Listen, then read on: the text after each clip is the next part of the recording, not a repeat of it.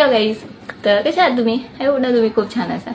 तर मला ना आयुष्यात ना दिसणं हे खूप बोलतात ना हाय लेवलचं टॉपिक आहे. सगळे ना अजूनही कुठेतरी स्वतःला कमी समजतात दिसण्यापर्यंत. त्यांच्यासाठी मला एकच सांगायचं आहे की आयुष्यात आपलं दिसणं नाही मॅटर करत. आपण किती साफ सुथरं स्वच्छ क्लीन किती व्यवस्थित राहतो याच गोष्टी मॅटर करतात. आणि आयुष्यामध्ये जीवन जगताना काय पाहिजे आपल्याला लाईफमध्ये एक चांगला सोबती ज्याच्यासोबत आपण सुख दुःख व्यक्त करू शकतो, जो आपल्याला मान सन्मान रिस्पेक्ट प्रेम लव सर्व गोष्टी आपल्याला तो देईल. असंच तर पाहिजे असतं ना. सुख दुःखात हक्क व्यक्त करणारा व्यक्ती जो आपल्याला समजून घे. मग आयुष्यात ह्याच तर गोष्टी इम्पॉर्टंट आहे ना. मुलगा असो मुलगी दोन्ही गोष्टी ह्याच तर गोष्टी इम्पॉर्टंट आहे ना.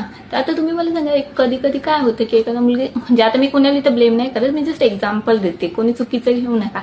की म्हणजे कधी कधी होतं की मुलगा दिसायला एवढा खास म्हणजे एवढा सुंदर असतो, पण पोरगी खूप दिसायला गोरी पान खूप छान सुंदर असते. मग ती पोरगी त्या काळ्या सावळ्या पोराला का हा बोलते? का तुम्हाला काय वाटतं की आता ती दिसण्यावर मग त्या का म्हणजे तुम्हाला काय वाटतं? तर मी सांगते की ती व्यक्ती ती पोरगी असते ना त्या पोराला का हा बोलते? ती त्याचं दिसणं नाही बघत, ती बघते की तो त्या ती बघते की तो किती त्या मला मान देतो सन्मान देतो रिस्पेक्ट देतो, किती माझी काळजी करतो, किती माझ्यावर प्रेम करतो. उद्या जर मला आयुष्यात कधी गरज पडली, माझ्यावर कधी अशी वेळ आली तर तो व्यक्ती मला साथ देईल का? ती मुलगी ही गोष्ट बघते आयुष्यामध्ये.